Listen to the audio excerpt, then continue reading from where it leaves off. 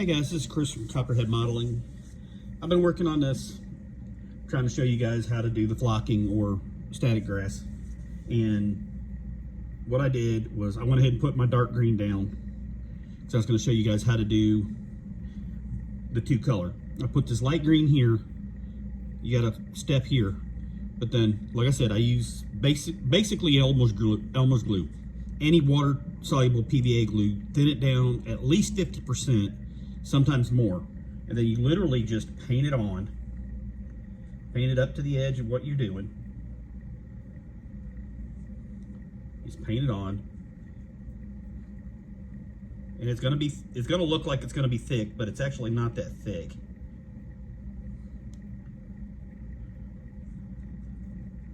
And then, even though you can have uneven stuff in the pavement that's under it. It looks like it's going to be really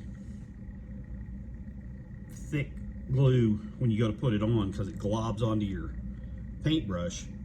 But as you spread it, you realize just how thin it is, and you work it in under and around and into different places and things, and you just keep watching it on, get it all on, because you want to do as much of this in one shot as you can. I've already got my grass mix in my flocker or static grass machine. Take your pick. They're both are the correct term for it. A lot of people call them a flocker because that's what they're called in like in model railroad stuff, because that's where it comes from, is model railroading, where you build your railroads and build your scene diorama and scene around them. So,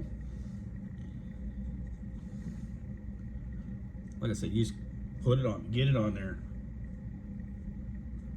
And like I was saying last time, you got different color grasses for different things. Like around this where you got all the oils and stuff, I put dead grass over there.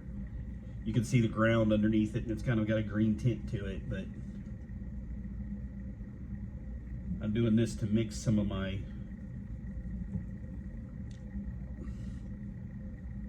other, it's going to be this color grass throughout it.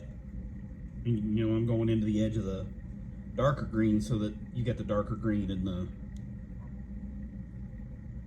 dead stuff and all that everywhere, so that they mix. Now, to build your static on this, where you got a water-based glue, you don't have to keep moving your static, although I do, just to have a better concentration. But your static field will grow from anywhere that you can put it in one spot and do the whole thing, because it's electrical. It'll transmit through the water that's in this and turn into a full-blown static field all over the diorama. And it's pretty easy to do. You just get your glue on here, get it on here, make sure it's everywhere. You know, try and make sure it stays, you know, pretty even. It's evil too, because sometimes it depends on the humidity. Sometimes it'll dry out too fast on you.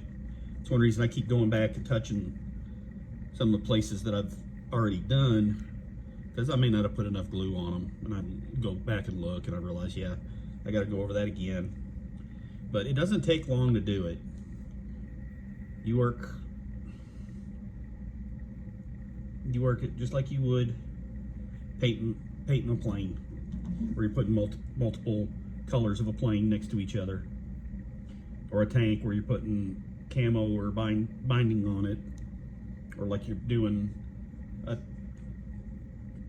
weathering, where you gotta put it all together in one solid thing and make sure it all works together.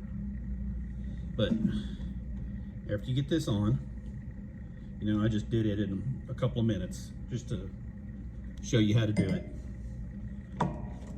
like I said, I've got my flocking already in my machine, or your static grass, however you want to say it. Now, literally, when you push that button, it engages the static. If you do this, you're gonna ruin your machine because it'll blow the switch up. But you just put it over here, and literally shake.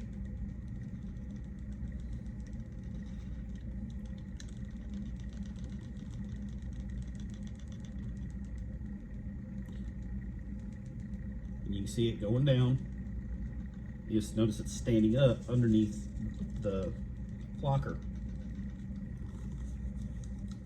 That's because that's what the static thing for the flocker is. That's what it does, is it generates the static to make the grass stand up. And I do this to try and keep my cord out of my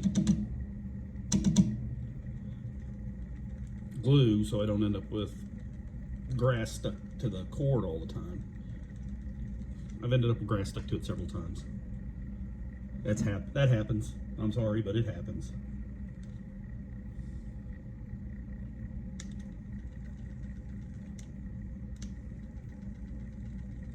And yes, this is a little bit of a messy thing, so you end up having to sweep it up after we're done.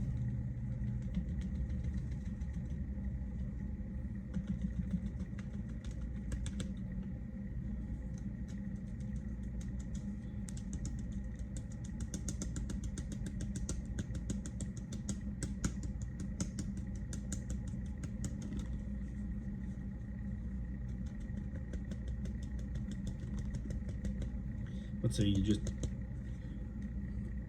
and then once you get it in place, like I've got some areas that I got to put more in. So I'm tapping this to put them in it. But then you just do this and go over it, and you notice it stands up.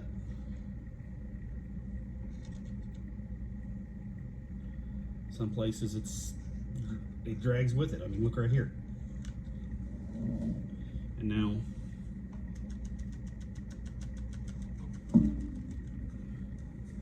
I let that dry, and that will be, let it dry, then I'll stand up and literally tap it off, and all the loose grass come off on my plastic that I use to tap it off on, and all of this will be flocked. And tomorrow I can build my diorama on it, which includes multiple models. It's a maintenance scene. They're starting the plane. I've got a pilot in the plane. I've got 2 pilots by a Kubelwagen who are prepping for mission. It's just an all-out crazy diorama that I'm building. But you guys have a good day. God bless, keep you safe. And remember, build it how you want it, because you won't be happy any other way. God bless, keep you safe.